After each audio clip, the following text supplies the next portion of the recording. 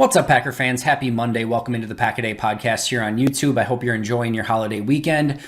Today, I figured we'd go into a topic that is maybe at least slightly interesting, but maybe more just a little bit fun, have a little bit of a fun topic on this Memorial Day Monday, and why the heck not? It's a little bit, I don't want to say necessarily like the dead part of the year, but kind of a little bit, at least on a holiday Monday. So let's have a little bit of fun. My main topic today is going to be the 10 most likely quarterbacks who could line up under center for the Packers in week one of this upcoming season. It still feels a little bit surreal to even be potentially discussing that, but here we are, so why not have some fun? Two disclaimers here. Number one, don't gamble based off of this. I don't feel very great about this list and the odds of it coming up.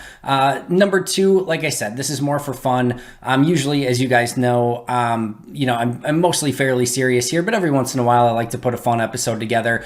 Figured I would try to do that today. Now, that being said, I did spend time actually thinking about this. I am going to put these order from 10 to 1 in most, or in least likely to most likely, who I think will be under center in week one for Green Bay. So I'm not just throwing this out there for fluff, but at the same time, I don't think it means a whole heck of a lot. Again, it's more just for conjecture and fun and everything else. So let's get down to it. Let's jump right in. Number 10. The 10th most likely quarterback to be under center for the Green Bay Packers in week one this year is Philip Rivers. That may sound insanely crazy, and a few of you just clicked off of the YouTube podcast today, but let me explain this. If you're the Green Bay Packers and Aaron Rodgers either retires or gets traded, do you not at least have to make a phone call to Philip Rivers? Now, Philip Rivers may be 1,000,000% retired and completely off the market whatsoever, right? He might laugh in their face if they call. But if I'm Matt LaFleur and things really hit the fan with Aaron Rodgers and he ends up retiring or going to another team, if he goes to the Broncos or the Raiders, do I really want Teddy Bridgewater or Drew Lock? If I don't get Aaron Rodgers and I'm not ready to say that Jordan Love is quite ready to be the quarterback yet, which I think is a fair assessment, because if they thought he was ready to be the guy, they just trade Rodgers at this point. But that's not the case. So I think we can glean that they ideally would like somebody else to start this season, and they maybe don't think that Jordan is quite ready to take up the mantle as future starting quarterback. So I think you have to at least make a phone call. And if you're Philip Rivers, if the Green Bay Packers, who have went to back-to-back NFC championship games, have everything else on the roster that you need to compete at a high level right now, and the Packers come calling, and you're in a very quarterback-friendly system with Matt LaFleur, you can hand the ball off to Aaron Rodgers and A.J. Dillon a ton, let Devontae Adams do the heavy lifting, you've got a fun rookie wide receiver in the slot, Amari Rodgers, you've got Lazard, you've got MVS, a solid offensive line, especially once Bakhtiari gets back, a defense that's ready to go out and compete. If I'm Philip Rivers, I at least have to consider that situation. Now, Rivers, where he's at today with his arm and, at his age and playing in the cold, probably not the most ideal fit in the world. But I think if you're Green Bay, you at least have to make the phone call. And I think if you're Philip Rivers, you at least have to pick up the phone call. Is it likely? No, which is why it's the 10th most likely on my list and not number 3 or 4. But at least it's an interesting name that I think would have to be considered if Rodgers all of a sudden did say, you know what? I'm out of here. Sorry, guys. I'm retired.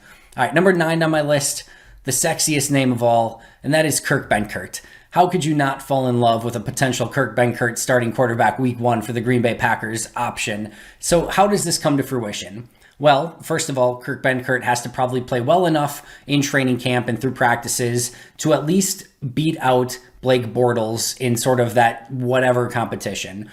They keep holding out hope that Aaron Rodgers is going to be the starting quarterback, and he says, I'm out at the last minute. And maybe that drags into the season or whatever the case may be, but he ends up saying, I'm not ready to play for Green Bay yet. I'm just going to sit and, whatever.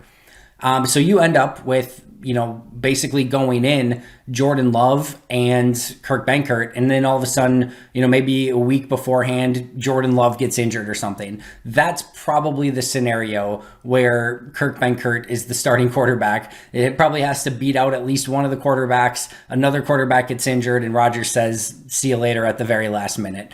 If that all happened, you could see maybe Kurt Benkert as the starting quarterback. He's on this list basically because he's on the roster and he's a quarterback quarterback right now. It may be as likely as Mason Crosby starting as quarterback in week 1, but at least he's, again, a quarterback that's on the roster right now. And if you're a glass half full sort of person, which I tend to try to be, you have to think that maybe he follows in the footsteps of another former Kurt Warner, right? This is somebody who was a undrafted free agent, journeyman, didn't look like anything was going to come into his career. He comes to the right spot with the right coach with a ton of talent around him, and all of a sudden things clicked. Is that going to happen for Kurt Benkert? Probably not. But if you tell me at this point that in the year of 2021 that anything happens, I would pretty much believe you at this point. So nothing's off the table. Number 9 on my list is Kurt Benkert.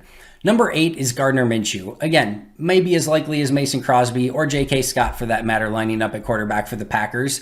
But of all the names that are potentially out there that are at least semi-intriguing, to me, Drew Lock, Teddy Bridgewater, even Derek Carr, Marcus Mariota, these guys just don't do a lot for me. At least with Gardner Minshew, there was a little bit of, he had it, right? There's a lot of things he didn't have. He doesn't have great arm, doesn't have great accuracy, but he sort of had it. He's a mobile quarterback, and he kind of makes some things happen. I could actually see him working within the structure and the confines of a Matt LaFleur offense. They, of course, just drafted Trevor Lawrence to be their future of the franchise. There's not really a path there anymore. If in fact, again, Rodgers retired at the last minute, maybe they're looking for a quarterback who, again, could come in and play right away. There could be worse options out there than trying to convince Jacksonville to trade Gardner Minshew at the last moment. You also add on the fact that he's still very cheap. For starting caliber quarterbacks to try to acquire at this point, Green Bay's not going to have a ton of salary cap, so throwing a pick over for Gardner Minshew to come in and be a placeholder till Jordan Love is ready, there are a lot worse options out there than that right now. Does it work perfectly? Probably not, but it would be an interesting name that I think Green Bay would have to consider if, again, the nuclear option came to fruition and Rodgers said, sorry, I'm out and retired, maybe with a few weeks prior to the season.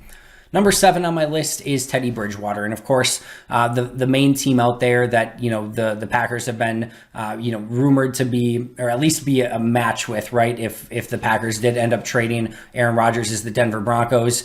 And if that ends up being the case, there's 3 options, right? Either they get Teddy Bridgewater back in the trade, they get Drew Lock back in the trade, or they just say, you know what, we're not interested. We're just going to roll with Jordan Love.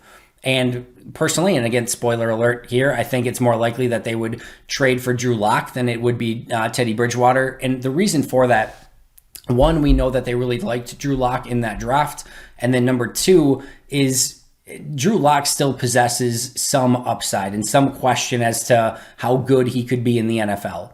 Teddy Bridgewater, we know. He's been in numerous situations, numerous scenarios, numerous opportunities to succeed. And he's basically either one of the worst starters or one of the best backups that you could have in the league. And that's probably what his ceiling is through the remainder of his career. So I don't think there's any upside in that play. Again, because it's a team that Green Bay could potentially trade with, it's at least an option on the table. But I think the other quarterback there is probably a little bit more likely. Number 6 and number 5, I'm just going to talk about back to back. And it would be a trade with the Las Vegas Raiders. So the 6th is Marcus Mariota and the 5th is Derek Carr. I think Derek Carr is more likely because obviously he's the better quarterback of the two.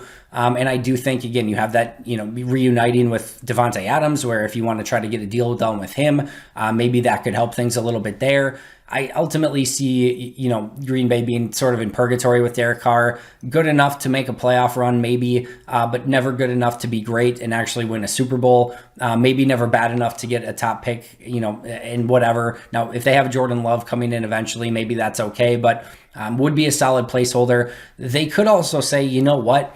We don't have time. If this happens, if we're a couple weeks into training camp and this has to come to fruition, Matt LaFleur might say, I don't have time to teach Derek Carr or Phillip Rivers or Teddy Bridgewater or Drew Lock. I don't have time to teach them the offense. They're not going to get in time and know it. But Marcus Mariota knows at least a chunk of it, knows the terminology from, being in it with Matt LaFleur in Tennessee. So, number 6 again is Marcus Mariota, and again just the connection there. And if this happens later rather than sooner, again having somebody come in that knows the terminology, knows the offense a bit, provides a mobile option so that you could make him have a little bit more mobility, run him a little bit more. it could make some sense. I think, again, number 5 on the list being Derek Carr is a little bit more likely, just again, because he's the better quarterback of the two. And honestly, in that trade, based on salary cap, the Raiders might say, hey, you have to take back Derek Carr. But either could be potentially options there.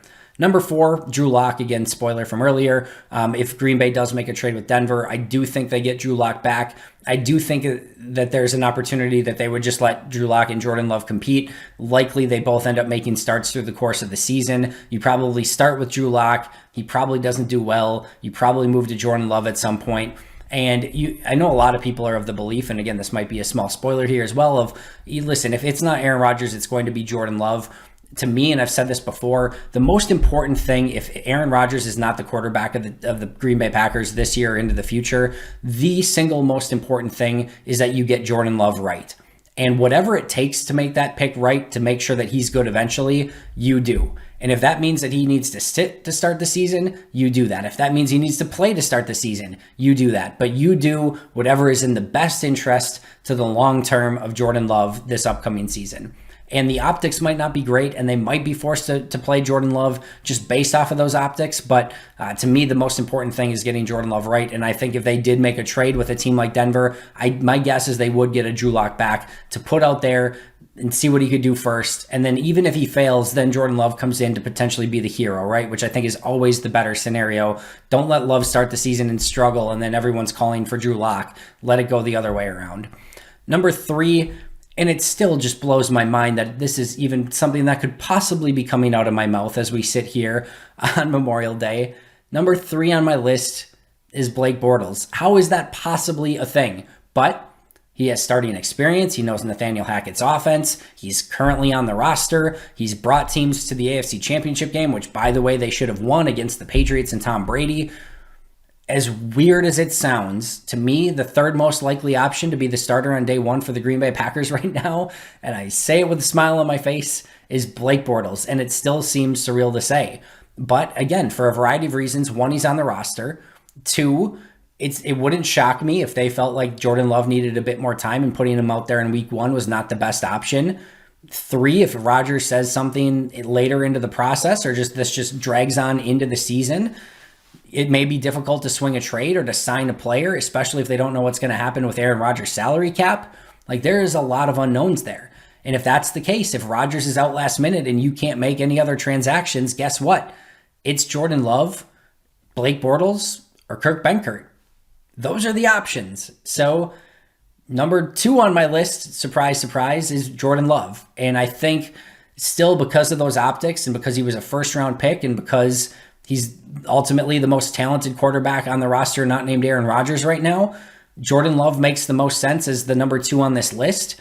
Again, we just don't know how ready he will be. We just don't know if he's ready to take the reins. We don't know how comfortable Matt LaFleur and Brian Gutekunst would be with him taking the reins if he wasn't completely ready.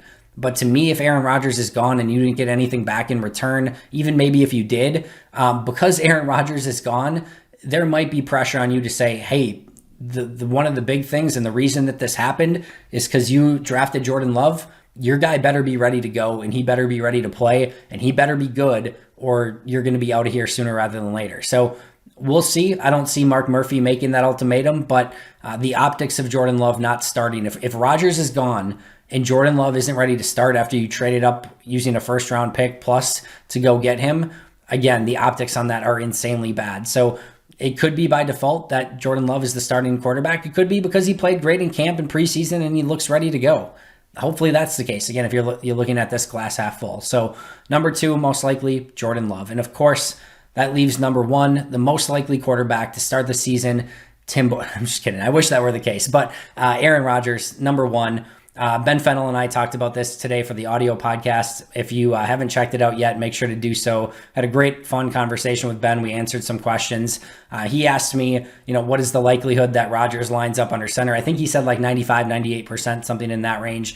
I said I felt about 65%, or if I were betting, I would say 65% chance, but I have 0% confidence in that response. Like, nothing would surprise me at this point. Like, throw another 10 names on this list, and any of those wouldn't surprise me either. Hit me below with any names that you're potentially thinking of. I still would love a Baker Mayfield. I know I'm on a very small island on that one, but who the heck knows at this point?